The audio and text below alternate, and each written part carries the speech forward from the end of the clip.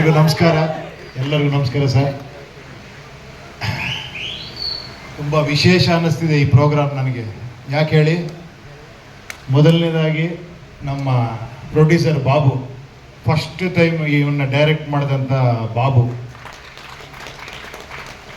ನನ್ನ ಸಿನಿಮಾ ಇಂಡಸ್ಟ್ರಿಗೆ ಡೈರೆಕ್ಟ್ರಾಗಿ ಪರಿಚಯ ಮಾಡಿಕೊಟ್ಟಂಥ ಡೈಲಾಗ್ ರೈಟರ್ ಆಗಿದ್ದಾಗ ತರಲೆ ನನ್ನ ಮಗ ಜಗ್ಗೇಶ್ ಅವ್ರು ಮಾಡಿರೋಂಥ ಸಿನಿಮಾ, ಅದಕ್ಕೆ ಪ್ರೊಡ್ಯೂಸ್ ಮಾಡಿದ್ರು ಇವರು. ಆ ಪಿಕ್ಚರ್ ನನ್ನ ಫಸ್ಟ್ ಡೈರೆಕ್ಟ್ರಾಗಿ ಸ್ಟಾರ್ಟ್ ಮಾಡಿ, ಅದಾದಮೇಲೆ ನಿಮಗೆಲ್ಲ ಗೊತ್ತು ತುಂಬ ಸಿನಿಮಾ ಡೈರೆಕ್ಟ್ ಮಾಡಿದೆ. ಆಮೇಲೆ ಇನ್ನೊಂದು ಕೆಲವು ವಿಷಯಗಳು ಹೇಳ್ತೀನಿ ಅಷ್ಟೇ. ವಿಷ್ಣು ಸರ್ ನೆನೆಸಿದಾಗ ಒಂದು ಗ್ಲಿಮ್ಸ್ಗಳು ಬರುತ್ತೆ, ಅದನ್ನು ಹೇಳ್ತೀನಿ. ನನ್ನ ಲೈಫಲ್ಲೇ ನಾನು ಫಸ್ಟ್ ಟೈಮ್ ಸಿನಿಮಾ ನೋಡಿದ್ದು ವಿಷ್ಣು ಸರ್ ಸಿನಿಮಾ, ಅದು ನಾಗರ ಹಾವು. ನಾನಿನ್ನೂ ಚಿಕ್ಕ ಹುಡುಗ, ಅದು ಹೆಂಗೆ ಜ್ಞಾಪಕ ಐತೆ ಅಂದರೆ, ನಮ್ಮಮ್ಮ ಇನ್ನೊಂದು ಸಿನಿಮಾ ಕರ್ಕೊಂಡೋಗಿದ್ರು ವಿಷ್ಣು ಸರ್ ಸಿನಿಮಾಗೆ. ಅಲ್ಲಿ ನಾನು ಥಿಯೇಟ್ರಲ್ಲಿ ಅಮ್ಮ ಅಮ್ಮ ರಾಮಾಚಾರಿ ರಾಮಾಚಾರಿ ಅಂತ ಕೂಗ್ತಾ ಇದ್ದಂತೆ. ಅಂದರೆ ನಾನು ಅವಾಗ ಗೊತ್ತಾಯಿತು ನನ್ನ first cinema Ramachari Vishnu sir ನೋಡಿರೋದು ಅಂತ. ನೋಡಿ, ಅದೇನೋ ಗೊತ್ತಿಲ್ಲದೇನೋ ಅವರ ಬರ್ತ್ಡೇನೂ ಹಂಚ್ಕೊಂಡಿದ್ದೀನಿ. ನಾನು ಹುಟ್ಟಿದ್ದು ಸೆಪ್ಟೆಂಬರ್ 18. ಯಾವಾಗ ಬರ್ತ್ಡೇ ಮಾಡ್ಬೇಕಾದ್ರು ನಾನು ಅವ್ರಿಗೆ ಸಿಕ್ಕಿದಾಗೆಲ್ಲ ಹೇಳ್ತಿದ್ದೆ, ಸರ್ ನಾವು ಒಂದ್ಸತಿ ಇಬ್ಬರು ಸೇರಿ ಬರ್ತ್ಡೇ ಮಾಡಬೇಕು ಅಂದಾಗ, ನಾವು ಸೇರೋ ದಿನ ಎಲ್ಲ ಬರ್ತ್ಡೇ ಬಿಡಿ ಅನ್ನೋರು.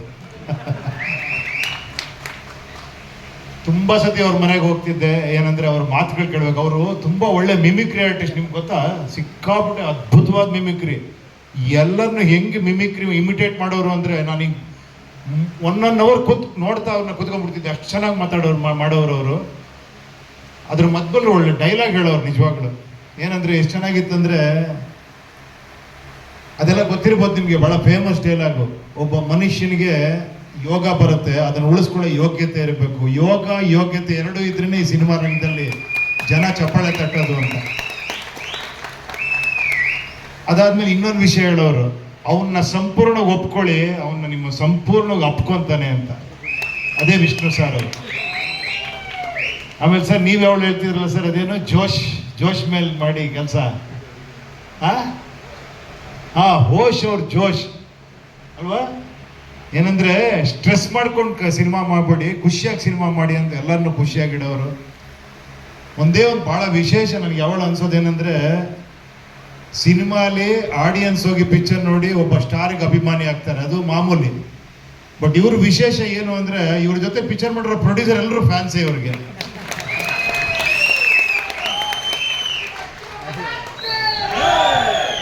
ಆಮೇಲೆ ಇಲ್ಲಿ ನಿಮ್ಮ ಬಗ್ಗೆ ಒಂದು ವಿಶೇಷ ಹೇಳಬೇಕು ಅಂದರೆ, ನನ್ನ ಲೈಫಲ್ಲಿ ನೋಡಿಲ್ಲ ಒಬ್ಬ ಕಟೌಟ್ಗೆ ನೀವು ಹಾಕ್ತಿದ್ದಂಥ ಇದಿದೆಯಲ್ಲ ಹಾರಗಳು, ಯಾರಿಗೂ ಆಗಿಲ್ಲ. ಯಾವಳು ಅವ್ರ ಕಟೌಟ್ ಅಂದ್ರೇ ಆ ಥರ ಮೇಲಿಂದ ಕೆಳಗಡೆಯವ್ರಿಗೆ ಹಾರ ಹಾಕಿ ಸಂಭ್ರಮಿಸ್ತಾ ಇದ್ರಿ. ಅವ್ರ ಹಾಡು ಅವ್ರು ಅದೇ ಥರ ಬದುಕಿದ್ರು. ಈ ಅಂಜದ ಎದೆಯಲ್ಲಿ ನಂಜೆ ತಗ್ಗುವಾಳಲ್ಲ, ತಲೆ ತಗ್ಗಿಸಿ ಬಾಳಲ್ಲ, ಈ ರಾಮಾಚಾರಿ ಕೆಣಕೋ ಗಂಡು ಇನ್ನೂ ಹುಟ್ಟಿಲ್ಲ. ರೋಮಾಂಚನ ಆಗುತ್ತೆ ಆ ಸಿನಿಮಾ ನೆನೆಸ್ಕೊಂಡ್ರೆ, ಅವರ ಪರ್ಫಾರ್ಮೆನ್ಸ್ ನೆನೆಸ್ಕೊಂಡ್ರೆ.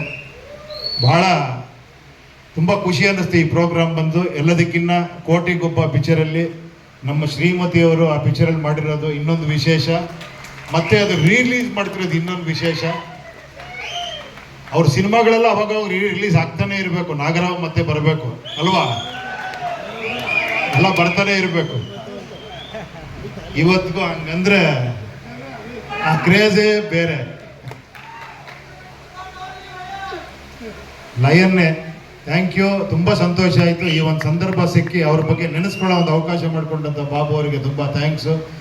ಈಗ ಅವ್ರು ಎಂಥ ಅಭಿಮಾನಿ ಅಂದರೆ, ಅವ್ರ ಹೆಸರಲ್ಲೇ ಪಿಕ್ಚರ್ ಮಾಡ್ತೀರಿ. ಅವರಿಗೆ ಕೊಟ್ಟಿರೋ ಟೈಟಲಲ್ಲೇ ಭಾರ್ಗವ ಅಂತ. ನಾನು ಹೇಳಿದೆ, ನಿಮ್ಮ ಪ್ರೀತಿ, ನಿಮ್ಮ ಅಭಿಮಾನ, ಮತ್ತೆ ಅವರು ನಿಮ್ಮನ್ನು ಆಶೀರ್ವಾದ ಮಾಡ್ತಾರೆ, ಒಳ್ಳೇದಾಗತ್ತೆ ಈ ಪಿಕ್ಚರ್ಗೆ ಅಂತ. ಮತ್ತೆ ನಾಗಣ್ಣ ಅವರಿಬ್ಬರು ಕಾಂಬಿನೇಷನ್ ಭಾರ್ಗವ ಮಾಡ್ತಾ ಇದ್ದೀವಿ. ಒಳ್ಳೇದಾಗಲಿ ಬಾಬು ಅವರೇ, ಎಲ್ಲರಿಗೂ ಒಳ್ಳೇದಾಗಲಿ. ನಿಮ್ಗೆಲ್ಲರಿಗೂ ತುಂಬ ವಿಶೇಷವಾದ ವಿಷಯ ಹೇಳಿದ್ರೆ ನೀವು, ಭಾಳ ಆಶ್ಚರ್ಯ ಅನ್ನಿಸ್ತು. ವಿಷ್ಣು ಸರ್ ವಾಚ್ ಕೊಟ್ಬಿಟ್ಟು ಆಶೀರ್ವಾದ ಮಾಡಿದ್ದು, ಆ ಥರ ತುಂಬ ವಿಷಯ ಇದೆ ಅವ್ರದ್ದು. ಅದು ಹೇಳ್ತಾ ಕೂತ್ರೆ ಇನ್ನೊಬ್ರು ಒಂದಷ್ಟು ಜನ ಹೇಳಲಿ ಅಂತ ನಾನೇ ಹೇಳ್ತಾ ಇರ್ತೀನಿ ಅವ್ರ ಬಗ್ಗೆ ಮಾತಾಡ್ತಾ ಇದ್ರೆ. ಒಳ್ಳೇದಾಗಲಿ ಎಲ್ಲರಿಗೂ, ನಿಮಗೆಲ್ಲರಿಗೂ ಒಳ್ಳೇದಾಗಲಿ. ಎಲ್ಲ ಹಿಂಗೆ ನಗನಕ್ಕೊಂಡಿರಿ, ಖುಷಿಯಾಗಿ, ತಲೆ ಕೆಡಿಸ್ಕೊಂಬೇಡಿ, ಯೋಚನೆ ಮಾಡಬೇಡಿ. ಓಕೆ, ಹ್ಯಾಪಿಯಾಗಿರಿ. ಖುಷಿಯಾಗಿದ್ರೆ, ಲಕ್ಷ್ಮಿ ಇದ್ರೆ ಖುಷಿ ಬರ್ತಾಳೆ ಅಂದ್ರೆ ಖುಷಿಯಾಗಿದ್ರೆ ಲಕ್ಷ್ಮಿ ತಾನಾಗ್ ತಾನೇ ಬಂದೇ ಬರ್ತಾಳೆ. Okay, thank you. Abhinava Bhargava Upendra doctor ವಿಷ್ಣುವರ್ಧನ್ಗೆ